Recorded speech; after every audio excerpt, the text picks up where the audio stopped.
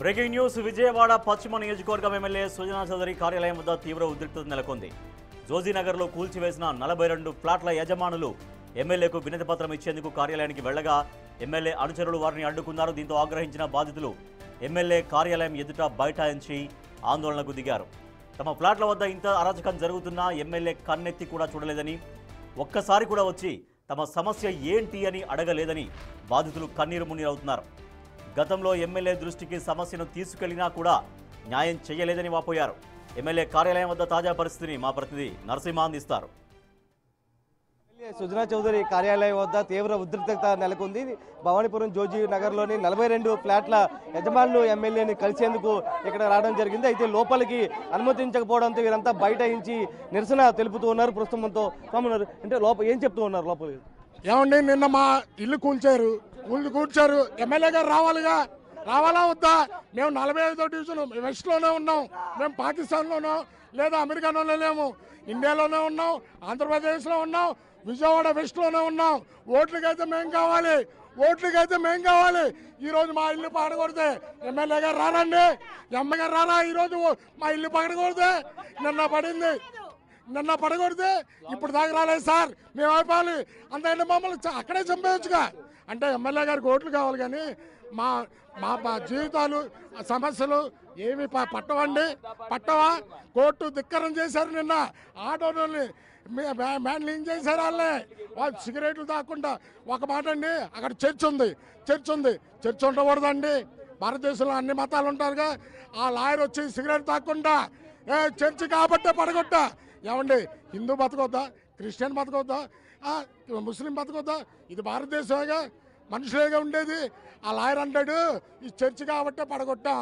ఏమండి, మనం పాకిస్తాన్లో ఉన్నాం, బీహార్లో ఉన్నావా? ఇప్పుడు ఎమ్మెల్యే ఉన్నారా? ప్రస్తుతం ఏమంటున్నారు? ఎమ్మెల్యే ఇప్పుడు దాకా కనవనీయట్లేదండి, లోపలికి వెళ్ళనీయట్లేదు. ఉన్నారో లేదో మాకు తెలియదు. మా సమస్య పరిష్కరిస్తారా లేదా మేము చచ్చిపోవా? ఏం చేయాలి? మీ మీడియా వాళ్ళే తీసుకెళ్ళాలి.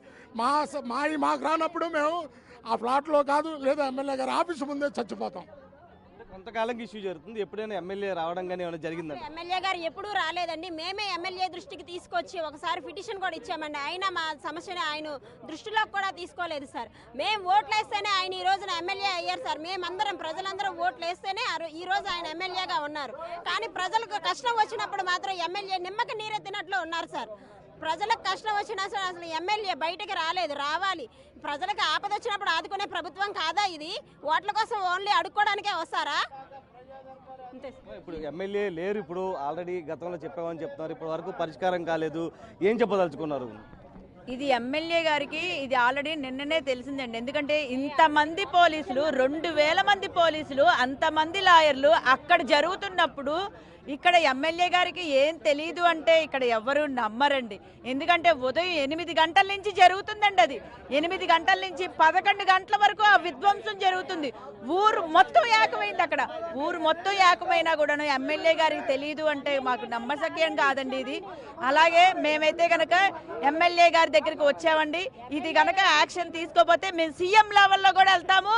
మేము చచ్చిపోయినా కూడా మా వారసులకి ఈ భూముల్ని ఇచ్చే వెళ్తాం. మేము ఖచ్చితంగా ఒకటే చెప్తున్నారు, ఎమ్మెల్యే తమ మొర ఆలకించాలి. ఏదైతే గతం నుంచి కూడా అనేక సార్లు ఎమ్మెల్యే దృష్టి తీసుకొచ్చాము, కానీ ఒక్కసారి కూడా ఫ్లాట్ల వద్దకు రాలేదు. నిన్న నేలమట్టం చేసినప్పటికీ కూడా ఇప్పటి వరకు రాలేదు. అదేవిధంగా ఎమ్మెల్యే కార్యాలయం దగ్గరకు వచ్చాం, కానీ లోపలికి వెళ్ళే ప్రయత్నం చేసినప్పటికీ కూడా లోపలికి అనుమతించడం లేదు. కార్యాలయంలో వినతిపత్రం ఇద్దామన్నా కూడా లోపలికి పంపడే పరిస్థితి. కానీ అంతా ఒకటే చెప్తున్నారు, కట్టి పరిస్థితుల్లో ఎమ్మెల్యే స్పందించాలి, లేకపోతే ఉద్యమాన్ని ఆందోళన మరింత తీవ్రతరం చేస్తామంటూ కూడా హెచ్చరిస్తున్నటువంటి పరిస్థితే కనిపిస్తుంది. Subrahmanyam, big TV, Sujana Chowdary.